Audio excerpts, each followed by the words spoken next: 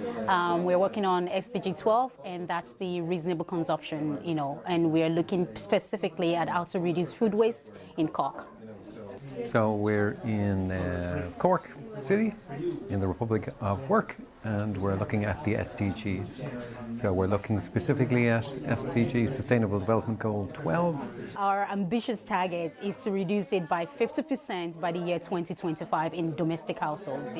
We are currently looking at how to increase people's awareness, and what we've done is that create a prototype of an app that would allow people to actually measure what they buy from the store, and then they can swipe left or swipe right. If they swipe left, that basically means they've wasted the food, and if they swipe right, that basically means they've actually consumed the food. And by doing that, we're hoping that at the end of the week, people can actually be able to track how much food has been binned and how much food they actually consumed. And this is great because it's going to actually inform people about their shopping. We had questions prepared, and we thought this would be the way that the app worked.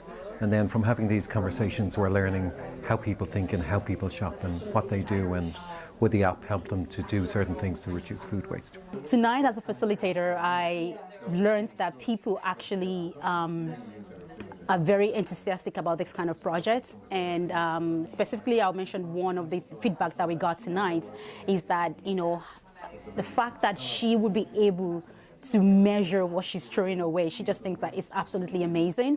And having people giving us this feedback, our user testers giving us this feedback about what we are working on, is actually allowing us to be able to listen to their part of it. So we're not just rolling out an initiative that people might not be able to use. So somebody had said that they are not really an app-friendly person, so that's making us to look at how we can actually incorporate more user-friendly into the prototype. Somebody had said, it's going to take time to, so we're just getting this feedback from them, which allowed us to create a better application for people to use.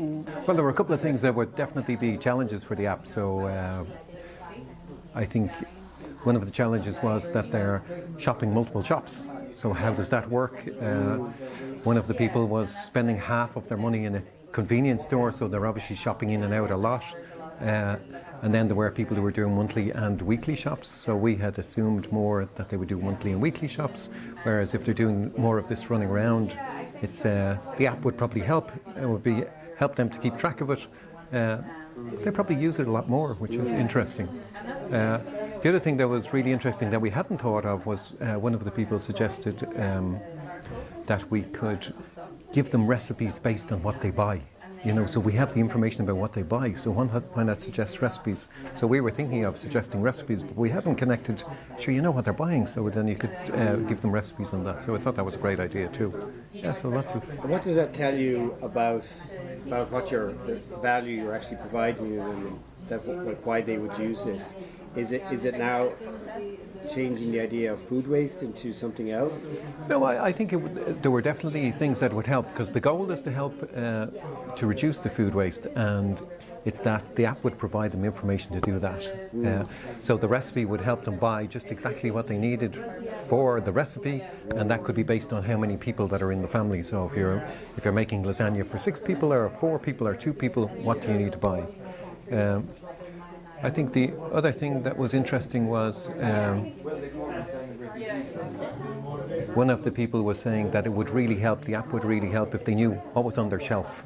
So what had they already bought and what was still left over. So our idea of swiping left and swiping right, that you've used it up was one thing, but then we would also be, what had you wasted? So it's sort of like having a stock take of what's in your house would be good as well. So when you're in the store and you think, do I need to buy apples? Oh, I know there's 6 already at home. I think the one that I would say it's jumping out would be the fact that people want it to be able to record how much food that they would be throwing away, and be able to create the carbon imprint of that. So not just for the app to just tell me how much food I threw away, but is it a food that traveled from Tanzania here, because that's going to make more impact on climate change as well. So I think that's a good trend that we are seeing there, that people want to know how much they are actually contributing to food waste, which is affecting our climates as well. Thank you.